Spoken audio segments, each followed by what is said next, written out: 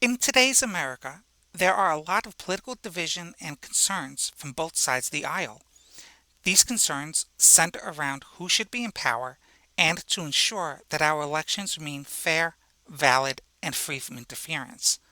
Both sides, Republicans and Democrats, appear to be vying for political maneuvering to guarantee their success in this year's midterm elections. For most of us, this strategy and political discourse is scary and reeks of authoritarianism. Yet it is not a new argument. The same argument had been debated during this nation's infancy.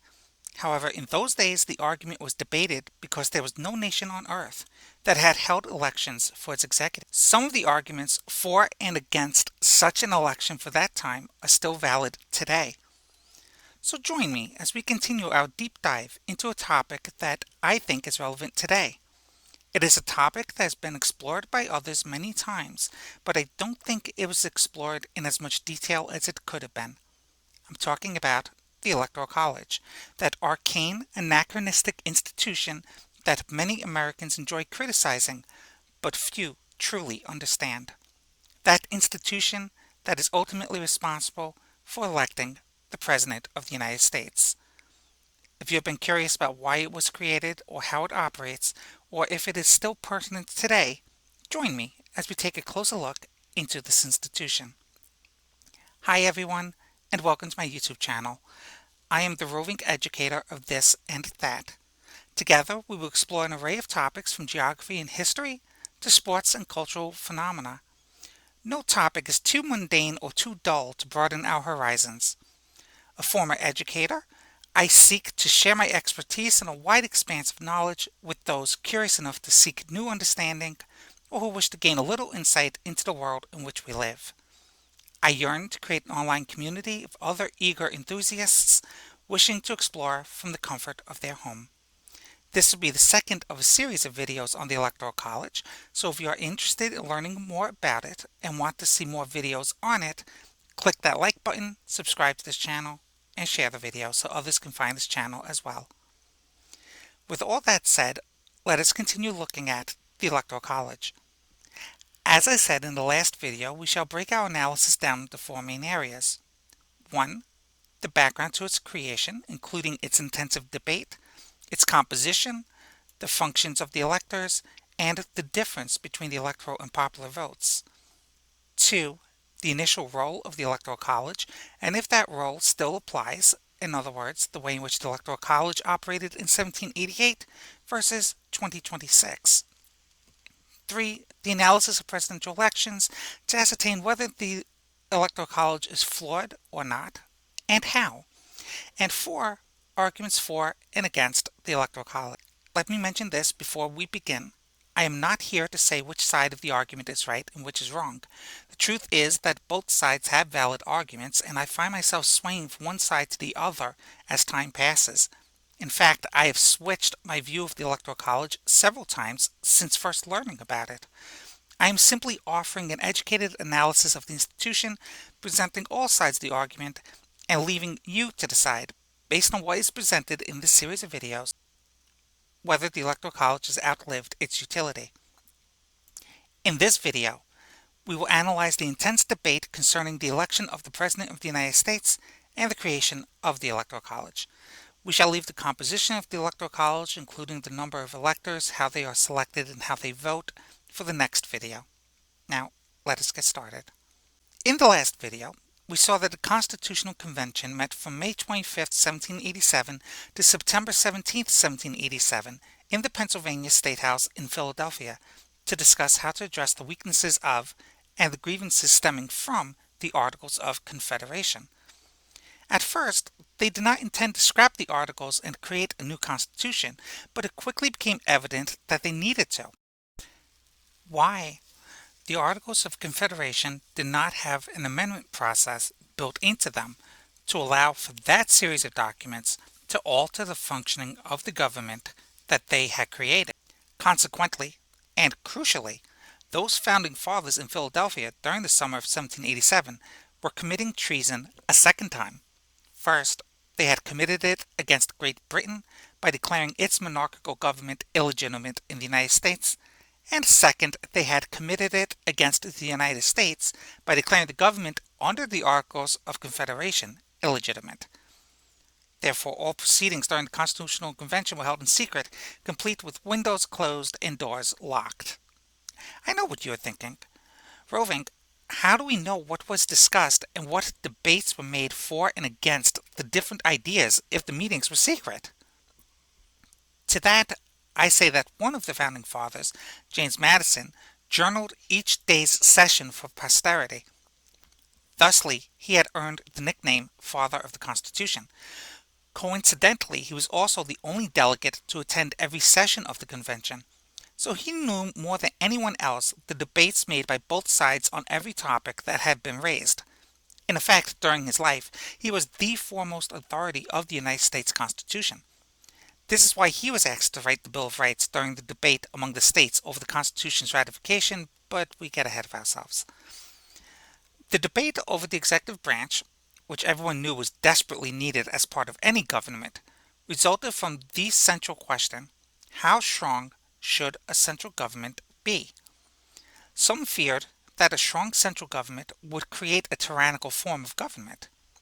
Others felt that the executive should not be separated from the legislative branch, but rather should be a part of it. Still others felt that the central government needed to be strong to resolve the various domestic disputes that remained unresolved under the Articles of Confederation. Adding fuel to the fire was the debate over the executive. How would the executive be selected? This was the single most intense topic of debate and had not been settled until almost the very end of the convention, though it had been raised almost from its beginning. We'll look at this debate in much more detail later in this video, but for now, let's suffice to say that the notion of electing an executive was a foreign one. Remember that there were no democracies on the planet at that time, and those nations with a parliament were under monarchical or absolutist executives. Though members of parliament were elected, prime ministers were selected from among the members of parliament, not elected by the people. And the monarchs, of which the absolutists were a subgroup, earned their position through inheritance. Therefore, the idea that the people would elect the executive was not a popular one. In fact, Roger Sherman of Connecticut had been quoted as saying the people, quote, should have as little to do as may be about government, end quote, because they are, quote, constantly liable to be misled, end quote. He was one of the loudest opponents to democracy because his upper-class heritage had created his mistrust in the masses. He had studied the English Civil War, during which the people had risen up, led by Oliver Cromwell against King Charles I, resulting in the king's overthrow and beheading in 1649. However, George Mason of Virginia, after whom George Mason University is named, felt differently. He had faith in the common man and believed that members of government, quote, ought to know and sympathize with every part of the community, end quote. His belief in the common man had been as strong as far back as 1776, leading to his drafting a Declaration of Rights that would ultimately serve as the model for James Madison when he wrote the Bill of Rights a few years after the Constitution was ratified. It's curious to me to note this interesting detail about the two men. Sherman, who hailed from Connecticut, distrusted the common man, though his state, as early as 1784, passed the Gradual Abolition Act that freed children born into slavery when they turned 25, starting in that year, on its way to full abolition in the 1840s, while Mason hailed from Virginia, a slave state that would fight the Union to preserve the institution of slavery. If we could understand the psychology of these two men, it would help us to understand how a man from an abolitionist state wanted to deny the common person suffrage, while a man from a slave state saw no problem granting suffrage to the common person. It just defies logic, but I digress. Getting back to the issue of selecting the executive and whether the common person could be trusted with such an awesome responsibility, we see that the issue was not only relegated to the election of the executive, but also applied to the legislature as well. In other words, there was concern about how the Congress should be elected too. Wait, roving, that makes no sense. They already had an elected Congress under the Articles of Confederation. How is this a concern in 1787? I can answer that by saying that we know how slow politicians are to react into issues of importance because they take their time debating these issues. But I won't say that. Or maybe I just did. Anyway, it's of no consequence here. The truth to the question's answer lies in the way that Congress had been created and how its votes were taken. It had each state send a number of representatives to serve based on its population, so that larger states had more representatives. But each state's congressional delegation, regardless of size, had one vote, meaning each state voted as a block. So that any vote had a maximum of 13 voices, not however many voices were actually present. Since the convention decided that stronger government needed to be created, the way Congress was to be comprised revisited this issue. Should Congress have votes based on the actual number of members, or based on the number of states that made up the Congress? If based on the number of members, should each state have an equal number of members regardless of population size? Or should they have the number based on population, so larger states received more members? Immediately after deciding that states' delegates to Congress should not vote as blocks, but rather as individuals to give the people more of a voice, the convention split based on state size. Larger states wanted more members to have more of a say on issues, while smaller states wanted equal members for all states so they could have an equal voice. Consequently, two different proposals were presented for the creation of Congress.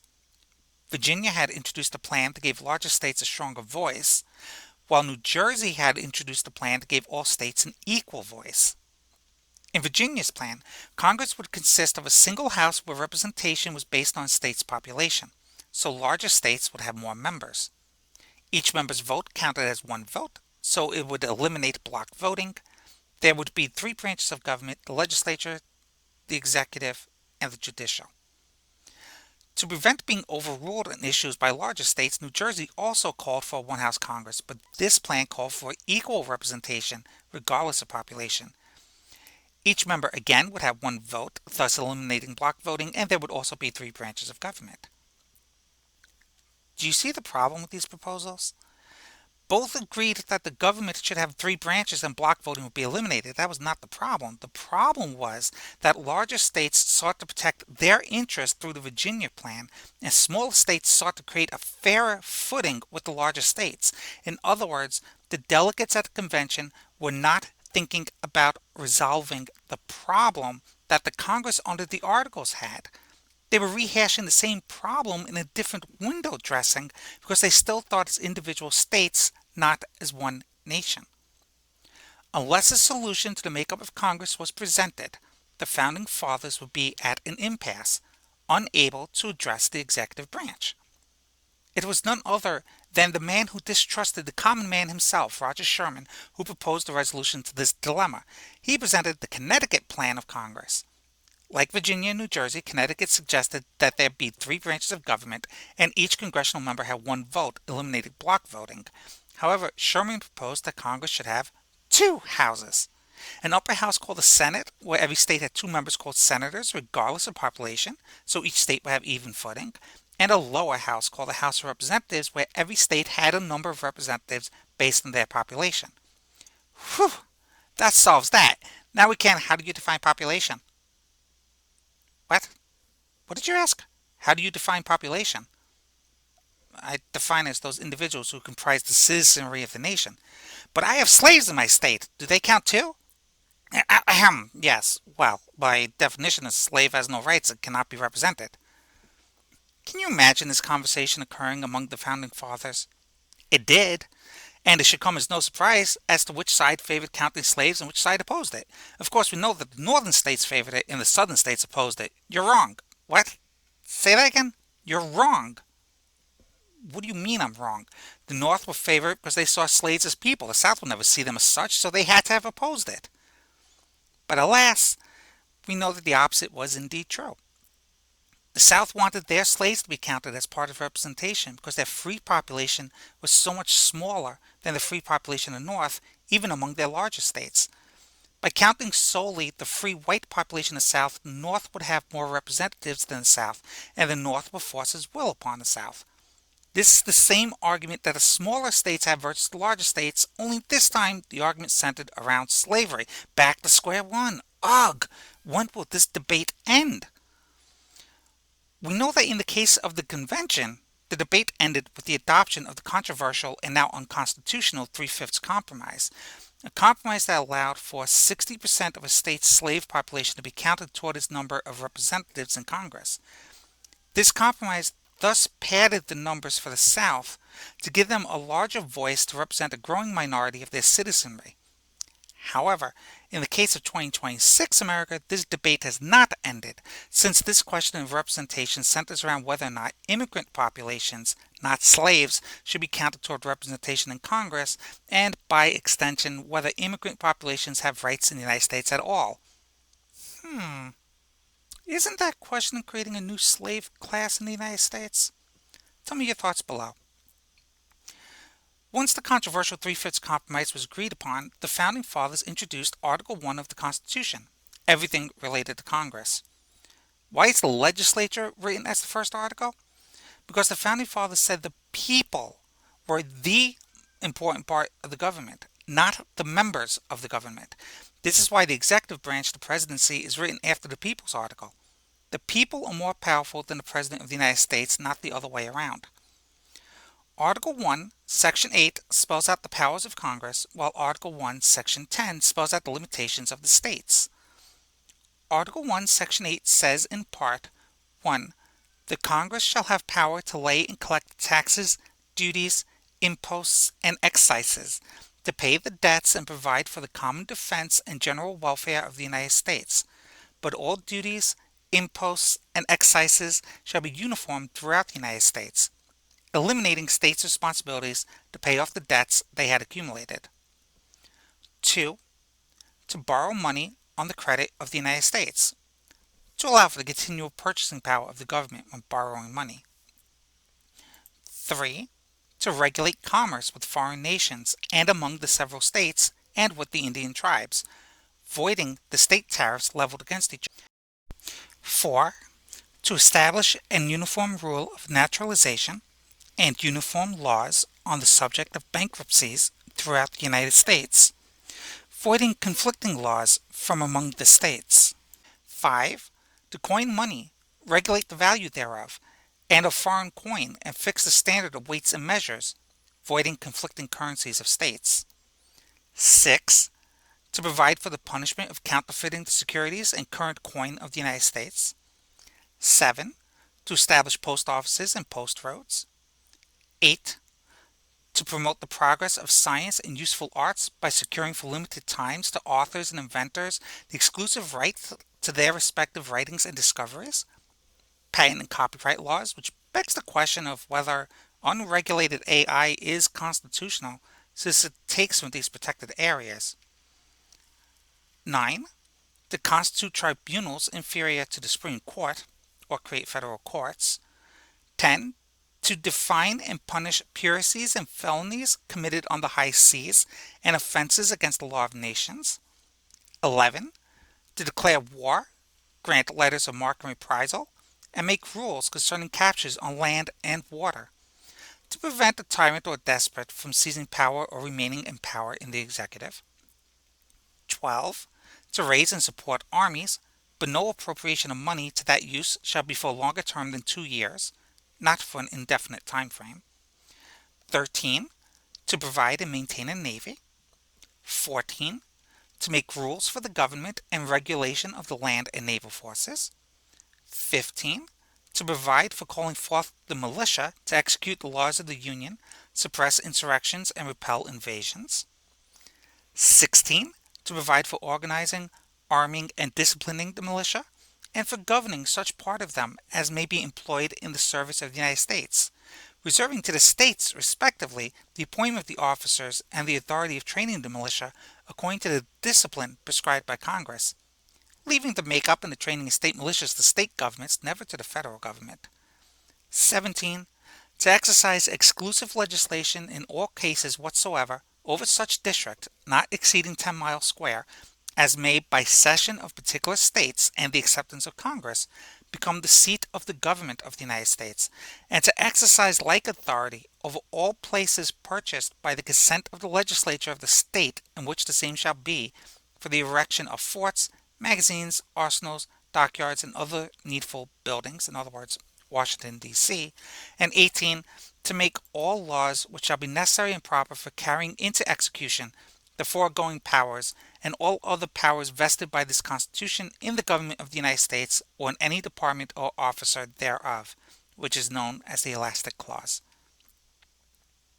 Since the Constitution gave so much power to Congress in Article 1, they made it a point to spell out in the same article the limitations of the states, and in Article 4 spell out the powers of the states under the strong central government.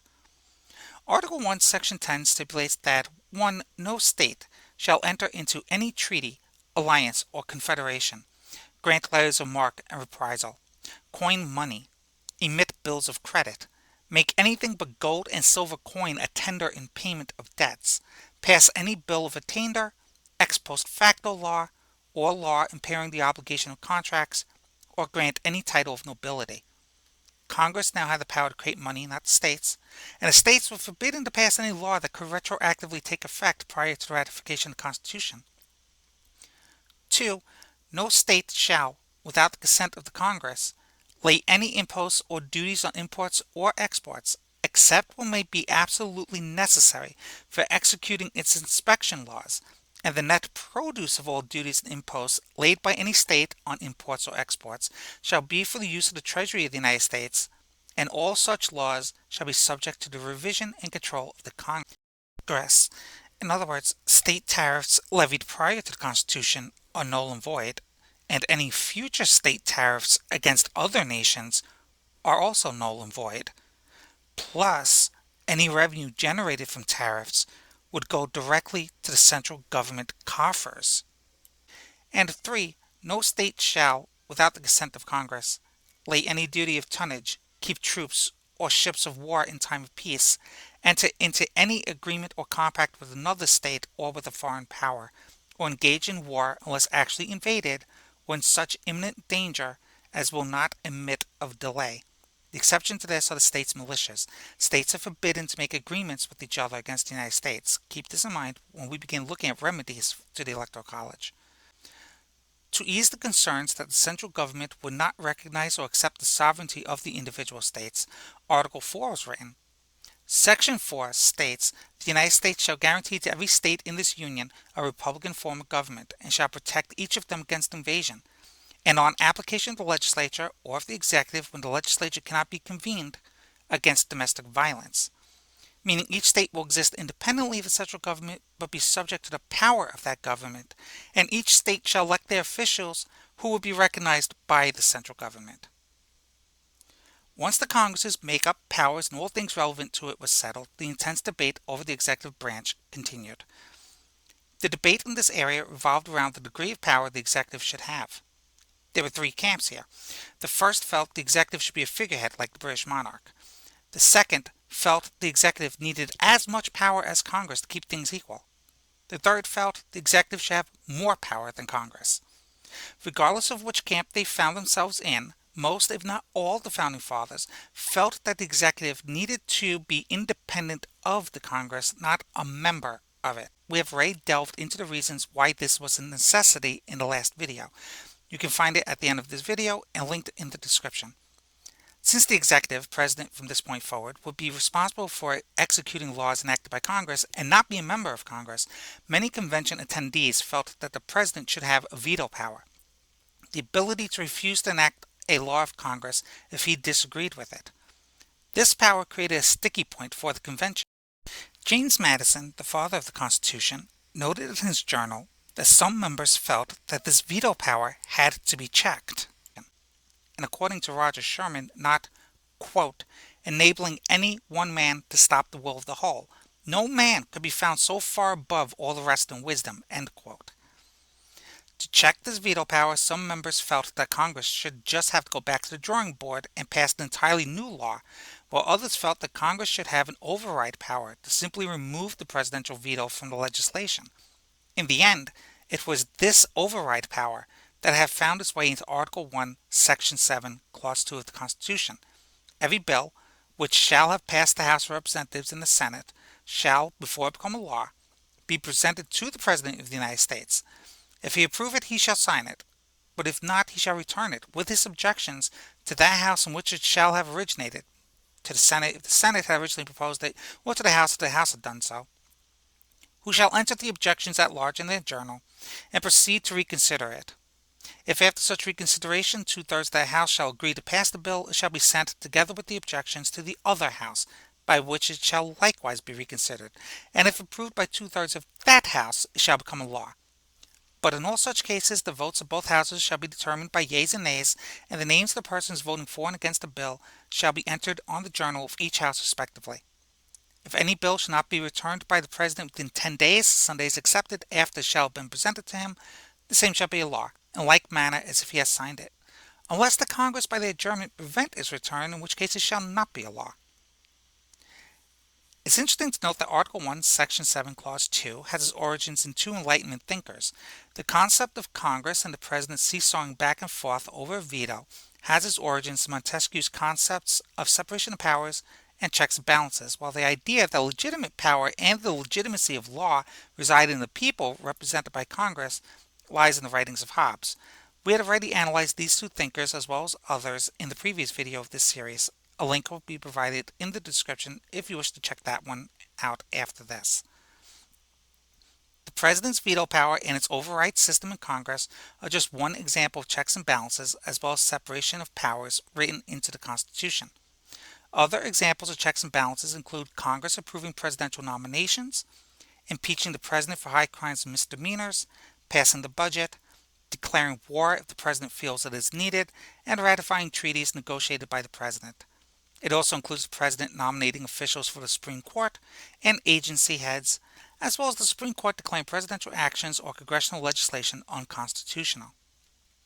In short, it is the Congress who creates the laws, the President who enforces the laws, and the Supreme Court who decides if the laws go against the Constitution.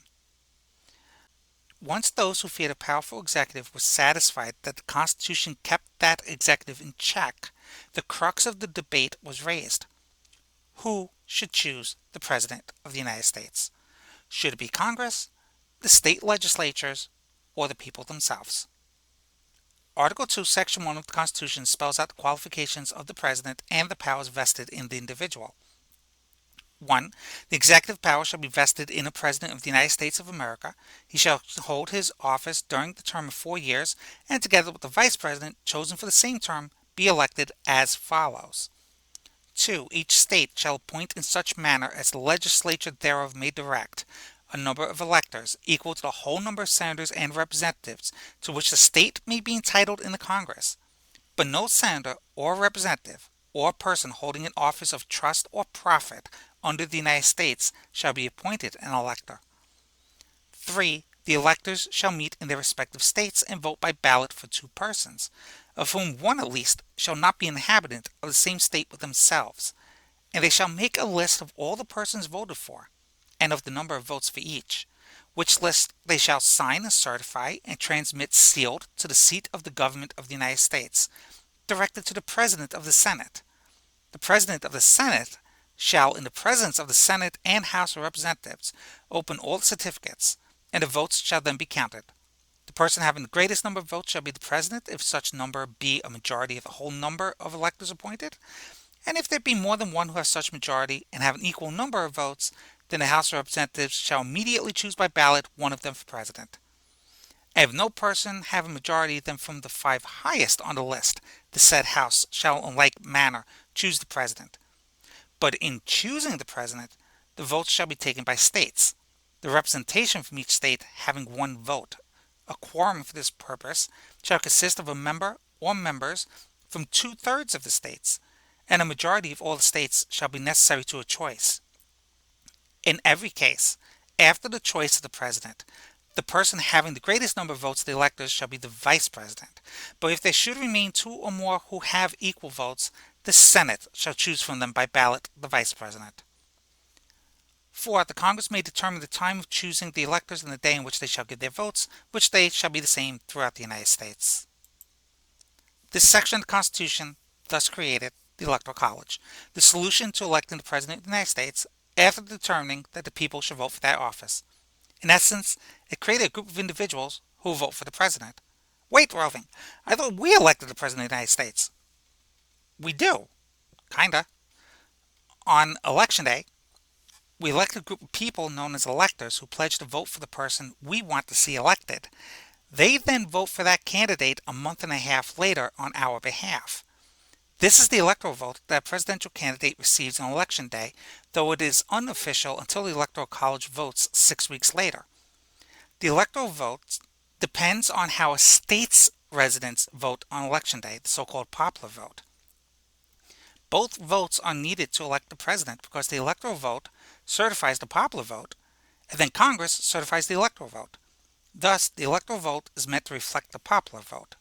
Under such a system, nothing can go wrong if the electoral vote reflects the popular vote. And the truth is, nothing does go wrong. It always reflects the popular vote. Each state selects a candidate they want to see serve as president. That state's electors then verify that state's votes. When a candidate wins 270 electoral votes, that candidate wins the presidency. Yet, in 2016, Hillary Clinton won the people's vote but failed to win the electoral vote. How did that happen?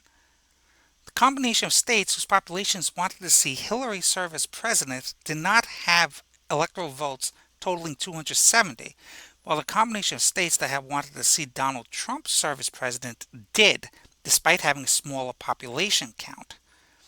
This had been the 6th time in our history in which this had happened. So why do we keep a system that disagrees with the general will of the people, or popular sovereignty as Rousseau had called it? In 60 presidential elections, 54 had agreement between the electoral and popular votes. That's a 90% success rate. The Electoral College was created to reflect a state's vote, not the national vote. I would suggest that the only time it ever reflected the national vote was when George Washington had been elected as president, because the entire Electoral College had voted for just him. Since his presidency, political parties had emerged, and power is transferred from one party to another peacefully, with the exception of 2020. This transfer of power from one party to another has happened 26 times, even when the two votes were in disagreement, which indicates that the system is legitimate. The controversy over it is not whether it is archaic and useless, but rather whether it should represent the national popular vote or not. Why then do we have it? Not every founding father was confident that the people would choose a president wisely. They also felt that each presidential election would not have a clear-cut winner, so that the winner would ultimately emerge from a vote in the House of Representatives. However, this has happened only 3 times in our history. Federalist Paper number 68, written by Alexander Hamilton, offers a glimpse into the thinking of the Founding Fathers when it comes to the Electoral College. In it, he says, "It was desirable that the sense of the people should operate in the choice of the person to whom so important a trust was to be confided. This end will be answered by committing the right of making it not to any pre-established body, but to men chosen by the people for the special purpose and at the particular conjuncture or meeting of the electors. As the electors chosen in each state are to assemble and vote in the state in which they are chosen, this detached and divided situation will expose them much less to heats and ferments or arguments and confrontations which might be communicated from them to the people than if they were all to be convened at one time in one place. The people of each state shall choose a number of persons as electors, who shall assemble within the state and vote for some fit person as president. Their votes thus given are to be transmitted to the seat of the national government, and the person who may happen to have a majority of the whole number of votes will be the president. But as a majority of the votes might not always happen to center in one man, It is provided that in such a contingency, the House of Representatives shall select out of the candidates the man who, in their opinion, may be best qualified for the office. Italics are mine. Hamilton argued that the will of the people needed to be upheld when selecting the president, but he suggested that the people were not all politically attuned to the various goings on in the day-to-day operations of the nation, so they should instead select others who were more attuned to such matters, who would vote on their behalf only during presidential election cycles. Each state's electors would meet within their individual states and cast their votes away from the people and away from other states' electors to minimize interference from more powerful voices so they could keep the state's residents in mind when voting. Once their votes are cast, they will be sent to Congress to certify them by a simple vote.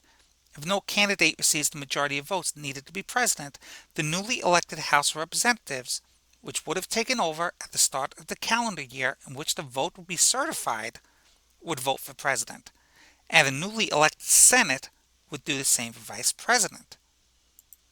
It is important to note the following.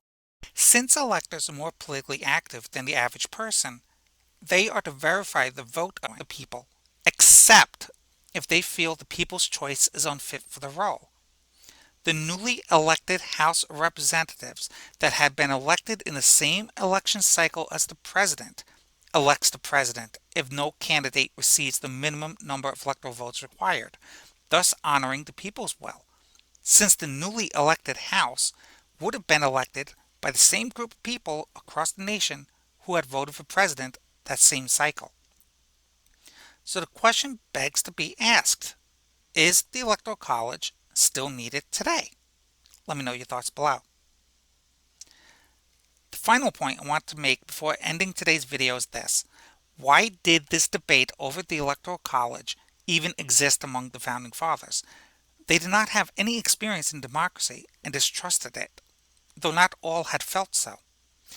If we lived in 1787, we would have been familiar with monarchies, absolutist rulers, empires, Chinese dynasties, Japanese shoguns, and tribal councils in Africa and among Native Americans, but not a single democracy.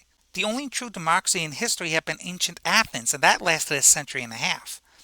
It was not exactly a track record worthy of pursuing. Those in power had always feared the masses, thus creating strong central governments, except in the United States following the Revolutionary War. The big reason for the creation of the Electoral College was that those who had attended the Constitutional Convention were divided over the power of the central government. They were elite. If they cannot agree, how much more so would that division be among the masses throughout the states? If the masses took sides over the issues, there would be irreconcilable differences among the state's residents and among the states themselves. Therefore, the Electoral College and the new government of the United States would be based on a different type of government in which the people had a voice, that of the Roman Republic, a representative government that had thrived for 3.5 centuries. That republic has separation of powers among the 2 consuls who enforced laws, the 600-seat Senate elected by the masses who made the laws, and the dozens of praetors who decided the validity of the laws as part of a tribunal system. This gave more power to more people while ensuring that those who had more knowledge would cater to their needs. This was true despite the fact that 80% of the male and about half the female populations were literate in 1787. Wait, Roving, that higher percentage in 1787? Actually, no. This was only among the white population, so the actual numbers of literate people were much smaller. It was this smaller population that worried the Founding Fathers. The rest would follow who they felt best represented their interests. In conclusion, the Electoral College guaranteed that the people's vote mattered through well-built-in safeguards within the Constitution. The electors were equal to the number of senators and representatives that an individual state had, no more, no less. They had to vote the way their state had voted. The House was the final say in the election of the president if no candidate had the number of minimum electoral votes, because the House had been the only House of Congress directly elected by the people until 1917. In both of these cases, the will of the people who had actually voted in a given presidential election would be adhered to. The Senate elected a vice president if a candidate did not have the minimum number of electoral votes because the vice president serves as the president of the Senate, so this vote reflected their will. This has happened one time in our history, by the way. In the next video, we will look at the composition of the Electoral College, including who can serve as an elector. Until then, please tell me in the comments below if you think that the Electoral College is still representative of the people's will today. If it is, do you think it is a fair system that represents the nation's electorate? Does it provide a voice for those voters who disagree with the decision of the majority of voters in a given presidential election? Does it create an even keel for both sides in a presidential election? Thank you for watching this video to the end. Please like and subscribe before you go. Until next time, I am the roving educator of this and that.